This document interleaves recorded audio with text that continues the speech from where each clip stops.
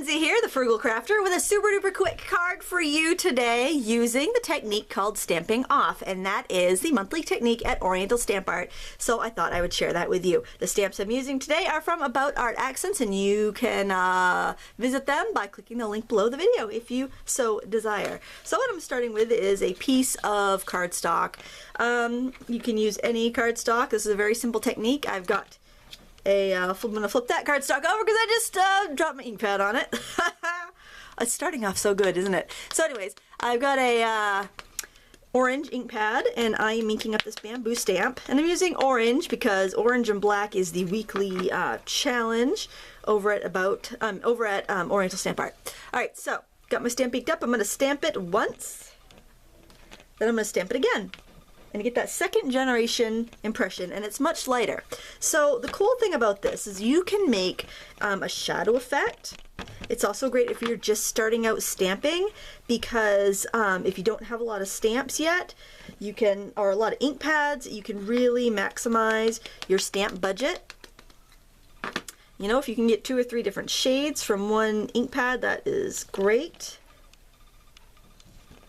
I'm gonna try to make this pattern pretty random. I don't want it to just look like they're all lined up.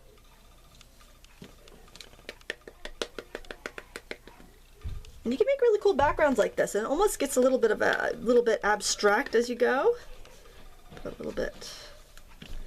And when you're stamping off the edge, you want to make sure that you have a piece of paper underneath, so that you don't trash your work table. All right, I like that. It's a nice all-over pattern.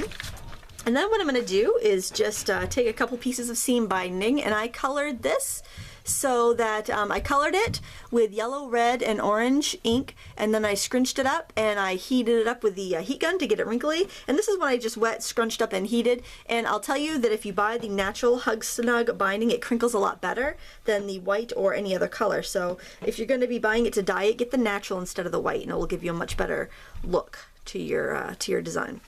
And I'm just tying a little knot there, and I am going to adhere this around my panel. Before I do that though, I want to stamp on a sentiment, and I've got my black marker here. I'm just going to use that. That's another tip if you're a newbie stamper and it's expensive to collect all those ink pads.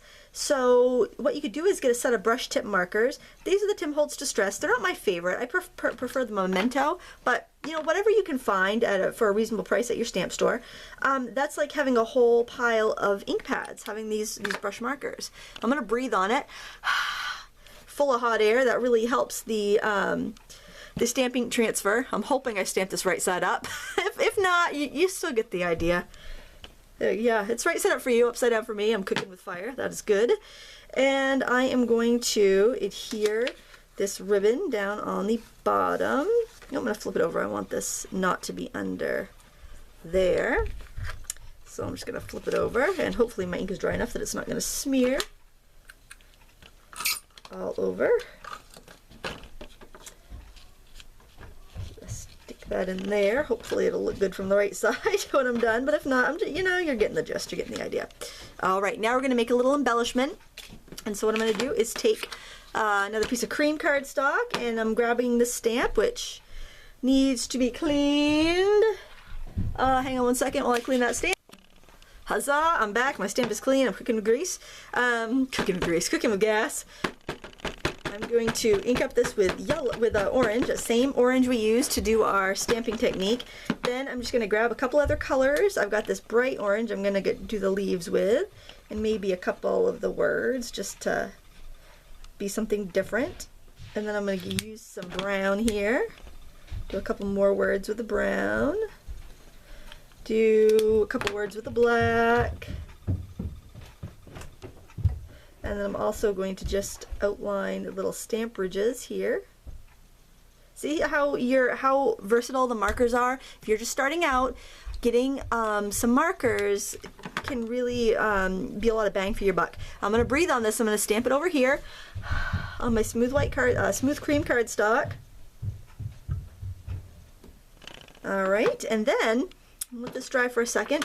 I'm going to put this is a little die that I had, but if you don't have this die, cut it out with decorative edge scissors. It'll be fine. It'll still look like a postage stamp. But I got this for Christmas about, oh goodness, probably oh gosh, probably like 6 years ago. It was a long time ago. This is just a Sizzix or an Ellison thin die.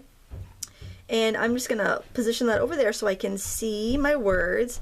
I think they still make these. I hope so.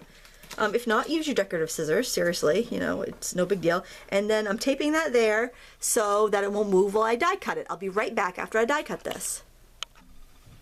All right, here I am. Isn't it cool how I didn't just let the video play? I actually turned it off while I went and die cut it.